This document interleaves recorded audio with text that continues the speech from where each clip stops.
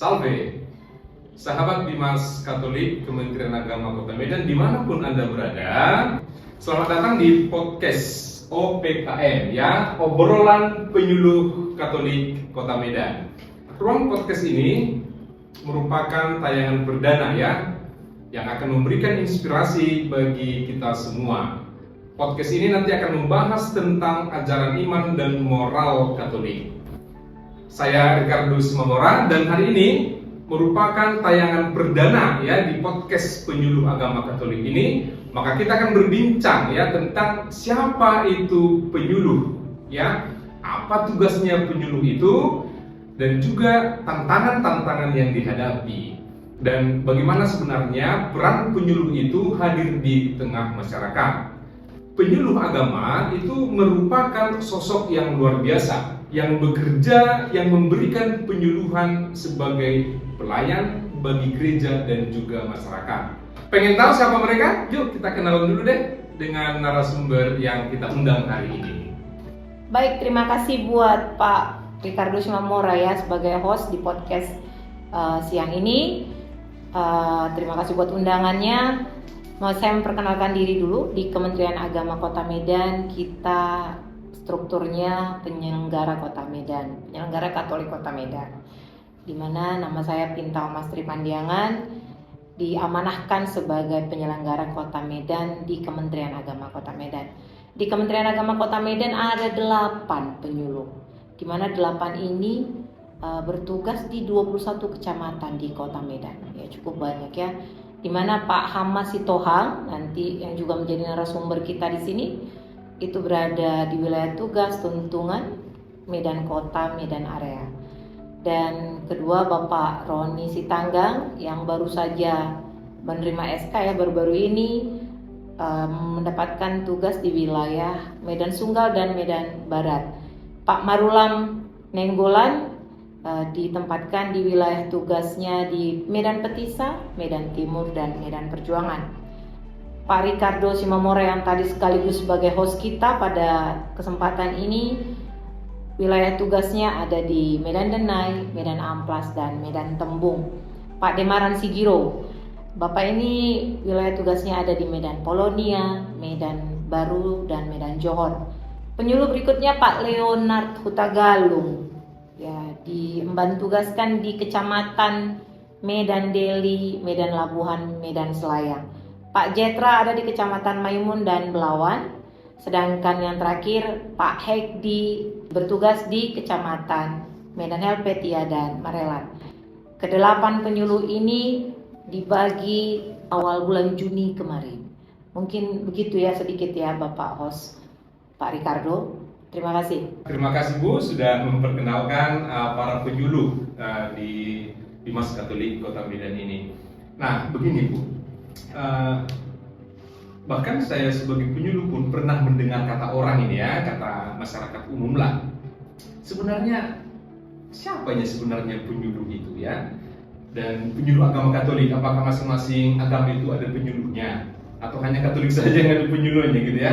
Mungkin Ibu bisa menjelaskan tentang siapa sebenarnya penyuluh itu. Oke, terima kasih ya Pak Ricardo ya. Pemerintah kan mengakui agama itu ada 6. Dengan pengakuan itu maka semua agama mempunyai penyuluh. Ya, di mana penyuluh ini merupakan perpanjangan tangan dari pemerintah supaya umat semuanya merasakan kehadiran pemerintah. Jadi kalau kita merujuk pada regulasi ya, kalau kita baca di Menpan RB nomor 9 tahun 2021 disampaikan di situ pada pasal 6 kalau saya tidak salah ya, dikatakan bahwa penyuluh agama itu memiliki tugas untuk melakukan bimbingan, penyuluhan, dan pengembangan bimbingan dan penyuluhan serta pembangunan. Maksudnya apa? Penyuluh agama itu diharapkan menjadi agen ataupun seseorang yang bisa memberikan bimbingan, penyuluhan, penguatan, ataupun menjaga keutuhan ajarannya langsung. Ya, jadi supaya kokoh dan berkontribusi kepada pembangunan masyarakat supaya lebih baik lagi nantinya. Demikian Pak Ricardo. Baik, ternyata penyuluh itu sangat penting ya dalam membangun keharmonisan di masyarakat ini Bu ya, karena dia tadi perpanjangan tangan negara, bahkan agen tadi disebut. Jadi untuk narasumber yang berdua pasti pertanyaan yang disuruh nanti. Siap. Oke, jadi ini masih sama penyelenggara ini. Tadi kita sudah paham ya tentang siapa itu penyuluh. Nah kemudian ini pertanyaan penting juga ini Bu, ya terkait dengan pertanyaan yang tadi ya. Kalau memang penyuluh itu adalah perpanjangan tangan negara atau bahkan agen ya, sebenarnya tugas penyuluh itu yang harus dilakukan di masyarakat itu sebenarnya apa sih? Kita perjelas ya, karena supaya juga semua orang tahu ya, sahabat-sahabat Dimas juga mengetahui kehadiran penyuluh itu bukan hanya sekedar label saja ya kan gitu ya. Nah salah satunya tugas penyuluh itu sebagai pendidik, pengajar ya, di tengah-tengah masyarakat, di tengah-tengah umat, supaya kehadiran mereka itu bisa membantu gereja dalam pengajaran agamanya, khususnya kita Katolik ya, agama Katolik. Jadi penyuluh itu bisa membantu bekerja sama, bersinergi dengan gereja supaya umat itu mendapatkan bimbingan, kepenyuluhan, mendapatkan edukasi, informasi ataupun motivasi yang bisa memperkuat pengajaran iman dan ajaran-ajaran agama gereja Katolik ya, sehingga bisa berdampak nanti masyarakat itu memiliki nilai dan pengajaran itu bersifat damai ya. Lalu selain itu juga sebagai perpanjangan tangan pemerintah, kita Kementerian Agama kan mempunyai program kerja. Jadi kita itu bisa melaksanakan moderasi beragama yang sering didengungkan. Apalagi baru-baru ini ya, Menteri Agama kita mengeluarkan Asta Kementerian Agama ya, program Asta Kementerian Agama buat kita semua, di mana di situ salah satunya ada ekoteologi ya, dan juga tetap menjadi agen toleransi, sehingga penyuluh hadir untuk mewujud nyatakan, untuk memberikan kepenyuluhan bimbingan tersebut. Bagaimana sih sebenarnya moderasi? Bagaimana sih sebenarnya ekoteologi itu bisa terlaksana di tengah-tengah umat? Ya, selain itu sebagai mediator atau fasilitator buat umat, diantaranya sebagai media pengajaran, mungkin ada program-program gereja yang ingin disampaikan ke umat. Nah, di sini penyuluh bisa hadir yang membantu gereja menyampaikannya. Nah, yang terakhir juga menjadi agen untuk membangun kerjasama lintas sektoral dengan lembaga-lembaga lain. Dengan hadirnya, contoh ya, dengan hadirnya penyuluh agama di rumah sakit, mungkin ya, menjadi pemberi motivasi buat para pasien. Selain itu juga di panti-panti rehab atau mungkin di panti-panti sosial atau lapas, penjara. Nah, selain itu juga seperti kita saat ini ya, walaupun kita berada di dunia maya, itu bisa menjadi salah satu tugas penyuluh yang mewartakan ajaran-ajaran agama Katolik dan juga pewartaan tentang program-program Kementerian Agama seperti itu. Jadi yang saya tangkap adalah peran penyuluh itu untuk sebagai perpanjangan tangan tadi, menyampaikan apa yang menjadi program dari Kementerian Agama ini kepada masyarakat. Dan juga menjalin kerjasama tadi ya dengan gereja ya, dalam mewartakan mungkin pokok iman, katekesi iman. Nah baik Bu, terima kasih jawaban yang luar biasa ini. Nah ini bersama saya juga sudah ada dua penyuluh senior ini di Kota Medan ini ya.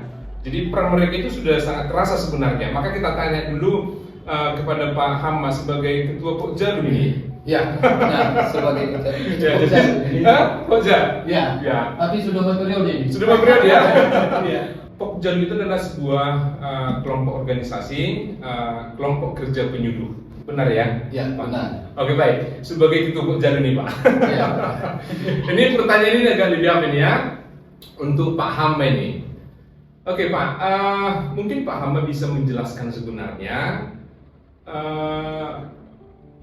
apa sebenarnya peran penyuluh ya yang dirasakan oleh masyarakat. Tadi kan Ibu Penyelenggara sudah menyampaikan pengertian, fungsi dan peran penyuluh ini. Tapi yang benar-benar dirasakan masyarakat itu apa sebenarnya peran penyuluh itu Pak? Baik. Boleh disampaikan ke para pendengar setia kami. Baik, terima kasih untuk host kita yang luar Oke. biasa ini, Ricardo yang dia penyuluh tetapi juga berbakat rupanya jadi host. Memang Baik. pujian itu menyenangkan hati. Terima Iya. kasih pujiannya, Pak. Jadi peran penyuluh itu sesuai dengan pengalaman yang sudah kami lakukan kurang lebih 2 tahun ya, tahun kedua ini. Iya. Bahwa tadi Ibu penyelenggara kita menegaskan bahwa kehadiran penyuluh itu harus berdaya guna hadir di tengah masyarakat, karena salah satu peran penyuluh itu adalah perpanjangan tangan untuk melakukan program-program pemerintah. Maka peran penyuluh yang sudah kami lakukan itu kami masuk ke kelompok-kelompok binaan yang sudah kami bangun kerjasamanya ya.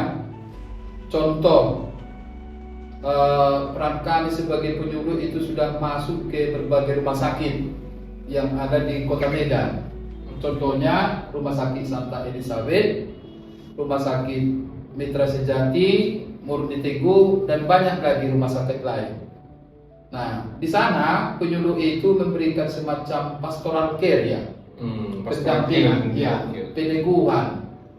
Bukan untuk mengungkit kenapa dia sakit, tetapi bagaimana para pasien ini bisa mendapat kekuatan baru, penghiburan lah ya, supaya dia bisa menerima keadaan yang dia alami saat itu. Berarti penyerahan penyuluh itu hampir dibutuhkan juga bagi pasien ya, tidak hanya dokter ternyata. Iya, berarti betul. penyuluh juga dibutuhkan. Iya, ternyata rupanya rumah sakit itu membutuhkan kehadiran pendamping rohani. Oh. Jadi kalau di Katolik itu bisa sebenarnya ini dibantu oleh para pastor ya, terutama rumah sakit yang dikelola Katolik. Mereka juga bisa menghadirkan ya para pastor, tetapi karena tenaga para pastor kita juga sangat terbatas Dan juga maka sibuk. dia juga sibuk dengan pelayanan pastoral Pelayanan lainnya. pastoral ya. Maka salah satu fungsi kita sebagai penyuluh, kita bisa masuk ke sana. Oke. Ya, itu di rumah sakitnya. Lalu masih ada lagi pelayanan peran penyuluh itu di berbagai kelompok binaan lain, seperti di korban narkoba ya. Salah satu yang sudah bekerja sama kita di Kota Medan itu bekerja sama langsung ke Komisi PSE. Iya. Yang diketuai oleh Pastor Stefanus Tohang. Jadi kita setiap sekali 2 minggu memberikan pendampingan terhadap korban narkoba yang ada di Luhupaka. Jadi kehadiran kita ke sana memang memberi motivasi ya, kekuatan dan harapannya bagaimana mereka bisa pulih, walaupun ini butuh proses dan perjuangan sangat panjang ya. Tetapi kita ke sana memberikan motivasi, bagaimana meyakinkan mereka supaya bisa melupakan itu dan menjadi manusia baru. Bahkan kehadiran penyuluh itu dinanti-nantikan ya, Pak? Iya, benar. Dan kita semua di sana Iya, itu pelayanan gratis ya, karena Iya, itu bagian benar, dari benar. tugas kita. Tidak pernah kita meminta sesuatu imbalan apapun dari instansi ataupun lembaga yayasan yang dikelola oleh gereja ya. Nah, seperti itu. Jadi untuk selengkapnya mungkin nanti akan ditambahkan oleh rekan saya. Karena senior juga ini. Iya, rekan senior. Mungkin peran penyuluh lainnya pasti lebih bisa detail disampaikan Ya. nanti. Langsung saja Pak, mungkin menambahkan jawaban yang luar biasa tadi, pasti harus lebih luar biasa lagi nih Pak. Peran penyuluh yang dirasakan ya oleh masyarakat. Karena tadi kan sudah disampaikan bahwa pasien di rumah sakit sudah merasakan kehadiran penyuluh itu untuk mengisi kebutuhan spiritualitasnya, gitu ya. Kemudian juga tadi di pantai rehab narkoba itu, ternyata kehadiran penyuluh itu juga punya peran penting supaya mereka pulih kembali. Mungkin ada lagi yang dirasakan masyarakat Pak, peran penyuluh itu. Oke, terima kasih. Selama menjadi penyuluh, selain tadi yang sudah disampaikan oleh Pak Stohang, Sudah berapa tahun penyuluh Pak? 2 tahun? ya 2 tahun juga, 2 2 tahun bersama dengan Pak Stohang. Selain yang disampaikan tadi di rumah sakit dan juga di panti rehab, menurut saya pengalaman saya yang paling berkesan dan berdampak menurut saya kehadiran saya di tengah masyarakat itu adalah ketika saya pergi ke Panti Jompo. Dengan suasana mereka yang kondisi mereka yang sudah tua, tidak berdaya, sebetulnya kehadiran kita untuk memberi siraman rohani ke sana hampir tidak ada gunanya. Tetapi kehadiran kita itu sendiri, itulah yang berguna bagi mereka. Ini menarik nih Pak. Kok tidak ada gunanya tadi? Maksudnya yang disampaikan? Ini menarik pertanyaan ini. Menarik kan? Saya jadi penasaran, dia jadi bingung kan?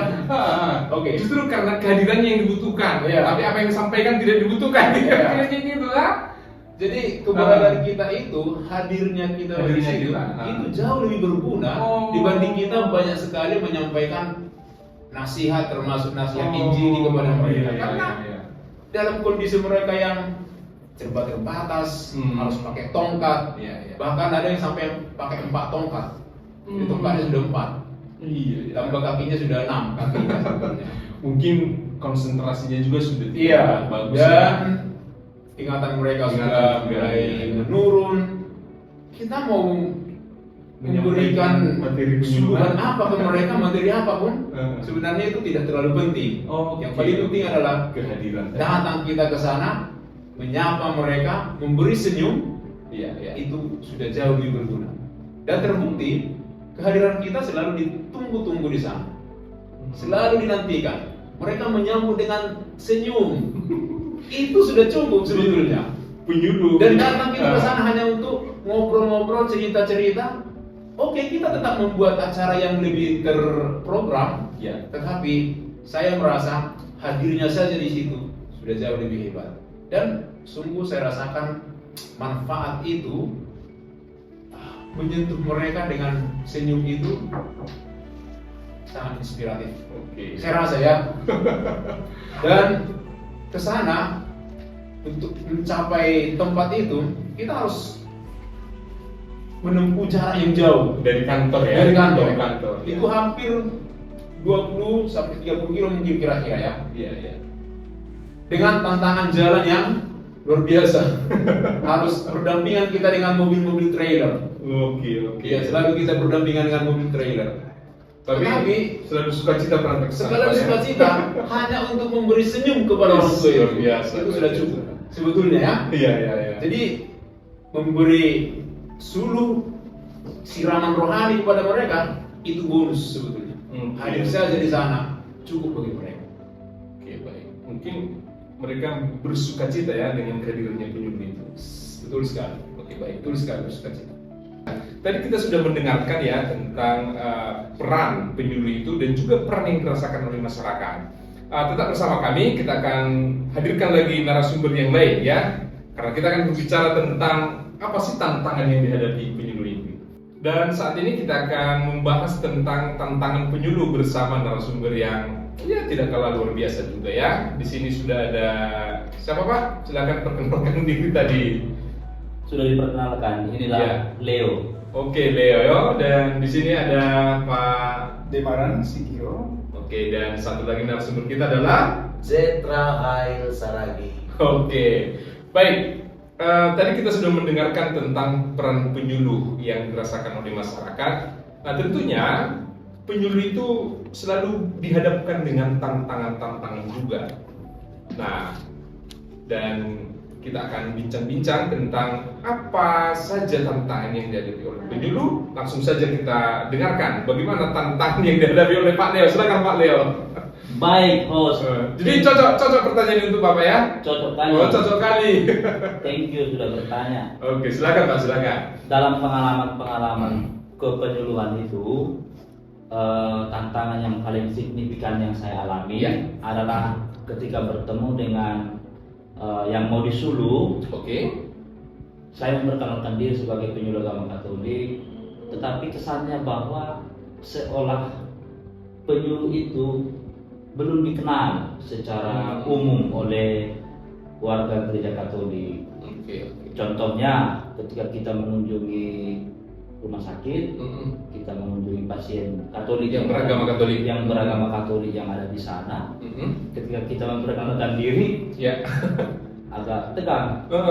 Lalu saya bilang jangan ibu tegang atau jangan bapak tegang. Mungkin karena dinas kementerian mungkin. Bisa jadi ya. Bisa jadi, tapi itulah pengalaman mungkin Iya, karena iya. memang mereka baru kali ini Mendengar.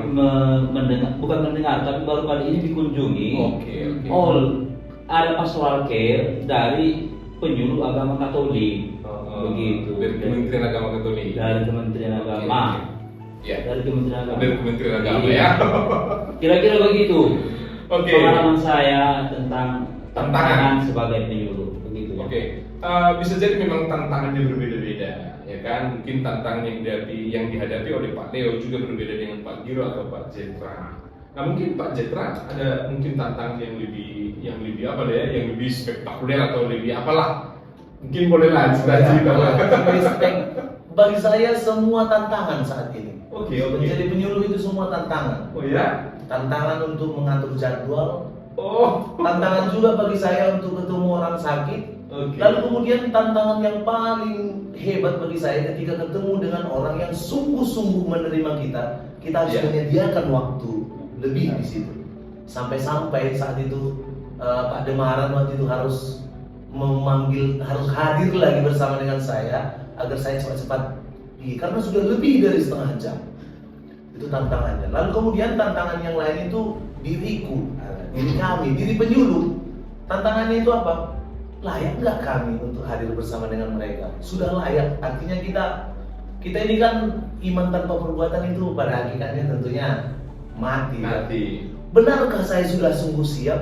Walaupun penglihatan orang sudah siap, nyatanya rasanya kita itu masih belum berbuat apa-apa gitulah di hadapan Tuhan tentunya kan.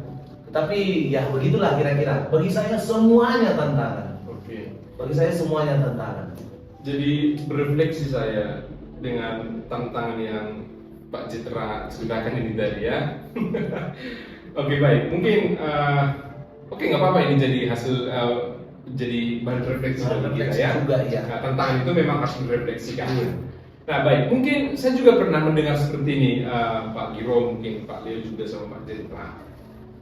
Bahwa kan di beberapa instansi-instansi kementerian ya atau instansi kementerian atau instansi kota, kabupaten kota kan ada juga itu adalah mereka pegawainya itu kan beragama Katolik. Ya. Nah, ketika saya berbincang dengan salah satu pegawai di salah satu instansi pemerintah, mereka pengen sebenarnya ada bimbingan-bimbingan rohani di kantor. Di kantor. Nah, tapi mereka tidak mendapatkan itu. Nah, apakah ini jadi sebuah tantangan bagi kita penyuluh ini? Nah kan, mereka gini, pegawai itu meminta supaya ada ya ibadat di kantornya gitu kan, atau sharing pengalaman iman berdasarkan ajaran gereja Katolik gitu kan. Mereka membutuhkan itu, tapi mereka tidak mendapatkan itu. Nah, apakah ada kendala atau ini menjadi sebuah tantangan bagi kita supaya bisa menyentuh kebutuhan pegawai ini? Bagaimana menurut Itu Pak? bisa Ya. dikategorikan sebagai tantangan. Oke. Karena dalam tugas-tugas kita kan Ya. kita bisa bermitra dengan mereka. Seharusnya memang harus Seharusnya bermitra, bermitra dengan mereka, dan beberapa dari kita sudah Ya. melakukan pendekatan-pendekatan. Oke. Tetapi ada beberapa mungkin menjadi katakanlah hatinya ditolak. Iya. Ada alasan tertentu. Tetapi saya pikir ini menjadi tantangan bagi kita. Hmm. Apakah kita sabar juga mencari teman-teman yang lain yang ada di instansi lain untuk bermitra? Iya. Apakah kita sabar untuk selalu mendampingi mereka dalam hal menyurati mereka? Kan masih banyak instansi yang ada. Oke. Iya kan? Cocok. Cocok. Nah, iya. Karena kan Tuhan Yesus juga pernah bersabda kan, kalau memang kabar baik yang kamu sampaikan tidak diterima, ya nggak usah memaksakan diri gitu kan, udah pergi saja, bebaskan saja. Mudah-mudahan tidak sampai ke situ. Tidak sampai ke situ. Soal nanti kita bersabar, mereka Oke. menjawab surat kita untuk bermitra, mungkin itu ya. Iya. Oke baik, ya memang penyuluh itu selalu dihadapkan dengan tantangan. Nah, tetapi di balik tantangan itu selalu ada kisah-kisah yang menjadi inspirasi itu bagi penyuluh sendiri dan juga bagi orang yang disuruh. Yang disuruh. Nah, bagaimana nih Pak Giro? Mungkin punya pengalaman kisah-kisah inspirasi nih ya, mungkin bagi Bapak atau bahkan bagi orang-orang yang disuruh Bapak. Bolehlah cerita-cerita sama kita nih. Silakan. Terima kasih. Pengalaman yang saya rasakan menjadi satu modal bagi saya untuk semakin semangat dalam karya pelayanan, Ya. khusus dalam kegiatan penyuluhan yang sudah disampaikan rekan tadi juga, bahwasanya dari sekian kelompok binaan yang kita layani, Ada berapa kelompok binaannya Pak? kalau kelompok binaan saya ada kurang lebih 8. 8 ya. Oke. Karena terbagi atas 2, yaitu kelompok binaan itu sendiri dan juga lembaga-lembaga atau instansi yang sangat berkaitan dengan kegiatan kepenyuluhan kita. Jadi salah satu yang saya alami ketika saya berkunjung ke rumah sakit, nah, itu salah satu tempat pelayanan saya, bertemu dengan pasien yang dirawat di rumah sakit. Salah satu pasien ini yang saya jumpai setelah bercerita bahwasanya sakit yang dia rasakan itu sudah termasuk sakit yang komplikasi, bukan hanya satu penyakit, cukup banyak sakit yang dia alami. Sementara saya pun sebagai seorang penyuluh bukan dalam kondisi 100% sehat bertemu dengan mereka begitu. Tetapi setelah beliau bercerita bagaimana perjuangan, bagaimana proses yang ia alami, itu menjadi satu pengalaman yang sangat menginspirasi saya. Bertemu dengan pasien yang sakit tersebut memberikan satu pelajaran bagi saya bahwa dalam menghadapi satu derita atau sakit di bagian tubuh, bukan langsung keputusasaan yang harus diberikan, tetapi di situ ada pengalaman dia bahwa setelah sekian lama mengalami sakit tersebut, yang dia dapat apa? Ada rasa syukur di dalamnya, ketabahan menghadapi sakit tersebut. Jadi ketika ia mengalami sakit itu pun masih ada rasa syukur, masih bisa memberikan senyum bagi orang lain, bahkan bisa mendoakan orang lain. Nah, lalu hal-hal tersebut membuat saya, orang sakit saja pun bisa melakukan hal tersebut, bisa melakukan hal yang sederhana ini, tapi bermanfaat bagi orang lain. Bagaimana dengan saya pikir. Jadi ini sangat membantu saya untuk semakin mengerti bahwa kesehatan itu sangat penting, wajib untuk dijaga. Jangan ketika kita sudah sakit baru kita mencari obatnya. Nah, itu yang diajarkan kepada saya, bahwa jagalah dirimu dengan baik. Begitu. Itu salah satu pengalaman yang saya dapatkan dari orang yang sakit, dan rumah sakit yang saya kunjungi saat itu yaitu Rumah Sakit Santa Elizabeth. Ya. Dan pengalaman yang kedua juga menjadi hal yang menginspirasi saya, sudah diceritakan Bapak Nenggolan tadi sebelumnya, bahwa salah satu tempat pelayanan kami yaitu berada di Yayasan Buna Budi Bakti yang menjadi tempat pelayanan kami di Medan Belawan. Kami bertemu setiap hari Rabu, kami bertemu dengan orang tua, lansia, jompo yang sering kami panggil Oma dan Opa. Oma dan Opa. Iya. Jadi memang benar kehadiran kita, kehadiran kami sangat ditunggu-tunggu. Bukan dari apa yang kita berikan kepada mereka, wajarlah kan, sudah lansia, sudah opa oma. Jadi sebanyak apapun yang kita berikan kepada mereka, mereka sudah akan terbatas untuk menerimanya karena usia, karena kelemahan fisik. Tetapi kehadiran kita betul-betul memang mereka sangat tunggu. Kenapa? Karena senyum yang kita berikan saja pun kepada mereka sudah menjadi satu modal penting bagi mereka untuk tetap semangat dalam menghadapi akhir-akhir hidup mereka. Ini yang menginspirasi saya.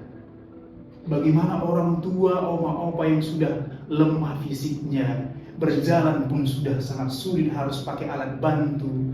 Kemudian mereka pun harus ditopang ataupun mungkin pakai kursi roda, tetapi mereka tetap bisa menebarkan senyum kepada orang lain. Masih bisa menyapa orang lain. Sangat membantu saya. Menjadi satu kekuatan bagaimana saya harus tetap bersama dengan mereka. Dengan hanya memberikan hal yang sederhana pun, membantu mendorong saja pun, ternyata bagi mereka sudah hal yang sangat baik bagi mereka. Wow. Sampai apa ya? Membayangkan kisah-kisah inspirasi tadi membuat saya sampai ke hati itu berbicara. Jadi sahabat penyuluh agama Katolik ya di Kementerian Agama Kota Medan.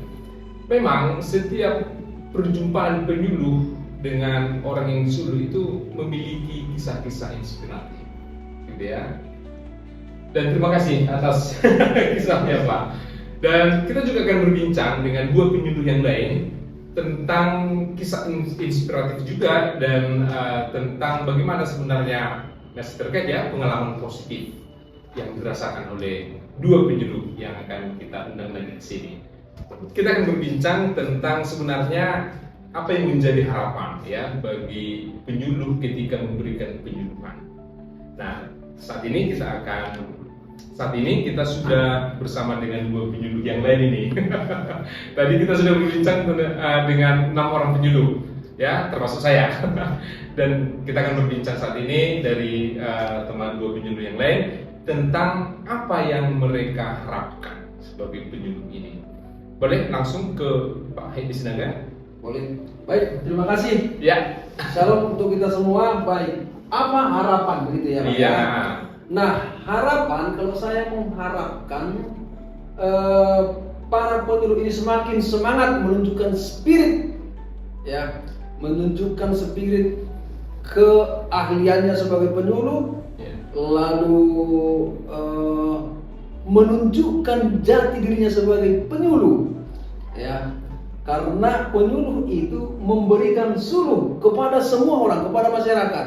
Jadi kita harapkan bahwa terlebih dahulu kita menyuluh diri kita supaya suluh itu bisa menjadi terpancar kepada masyarakat yang kita dampingi. Lalu karena penyuluh itu memberikan suluh penerangan kepada masyarakat, maka harapannya orang mau menerima suluh ini. Oke. Gitu ya. Nah, itu kira-kira. Jadi jawabannya sangat sederhana tapi mengena gitu ya. Ya menjaga semangat ya, kemudian tadi memberikan inspirasi. Nah, jadi harus menerangi ya. Kan bisa jadi seperti dalam Injil juga gitu ya. Suri itu kan harus ditempatkan di tempat yang tinggi. Betul. Nah gitu kan, bukan di tempat yang rendah. Itu maksudnya apa ya Pak? Kan ini penyuluh berarti memberikan suluh. Suluh itu kan lampu, memberikan penerangan. Dan dia kan harus di tempat yang tinggi supaya bisa menerangi di sekitarnya gitu. Ada kaitannya dengan tugas kita Pak? Ada. Ada ya? Sangat-sangat berkaitan kan. Oke. Jadi kalau dibilangkan penyuluh agama itu sebagai garda terdepan dalam hal penyampaian program keagamaan dengan program pembangunan. Jadi kalau kita perhatikan mengenai tugas dan tanggung jawab dari penyuluh, ya sama juga seperti yang dikatakan oleh Yesus mengenai jadilah dian. Karena dian itu adalah cahaya di atas gentang rumah atau di atas rumah.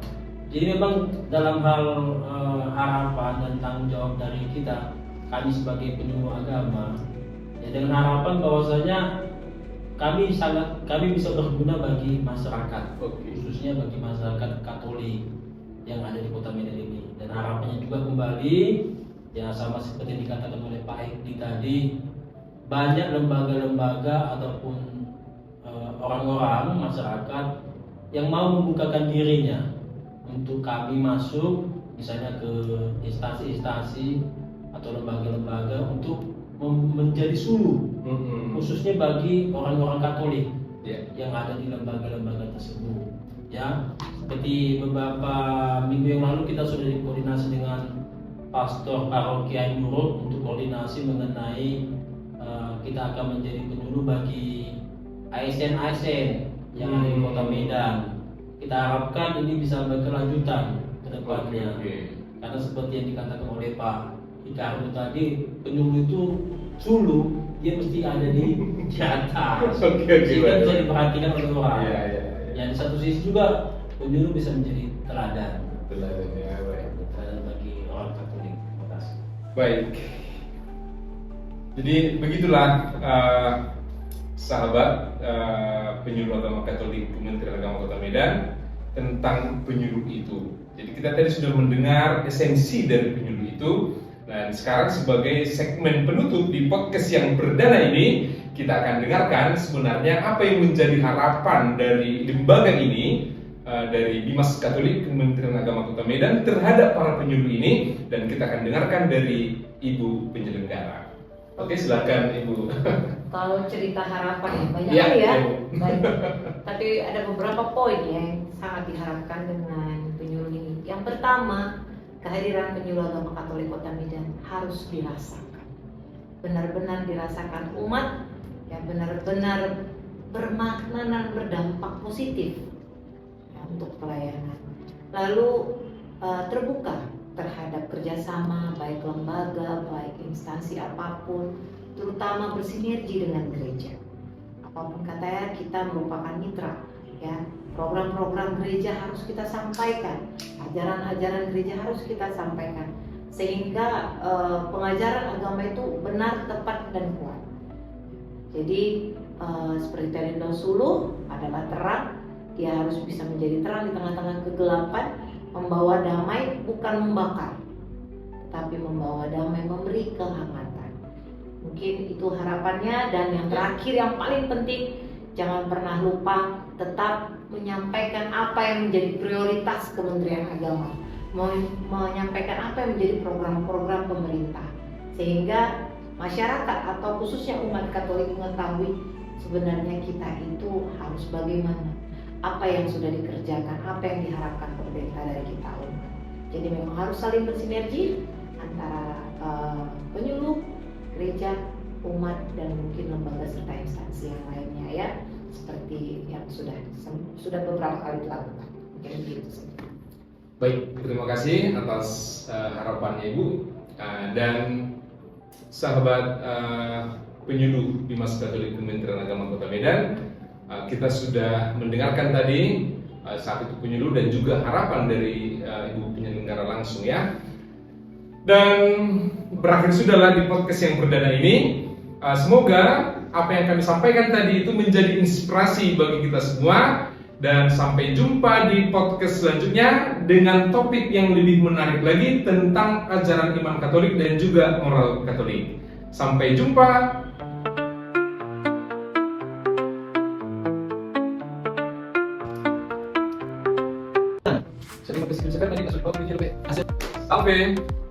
Salve, sahabat Bimas Katolik.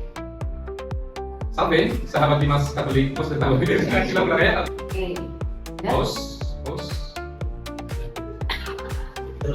Ulang. Diulang. Ya. Atau di sana ini Karena bagi di perdana di podcast kami ini, silahkan nanti lihat di video kita selanjutnya. Dan saya sudah di jalur. Jadi kami sudah selesai.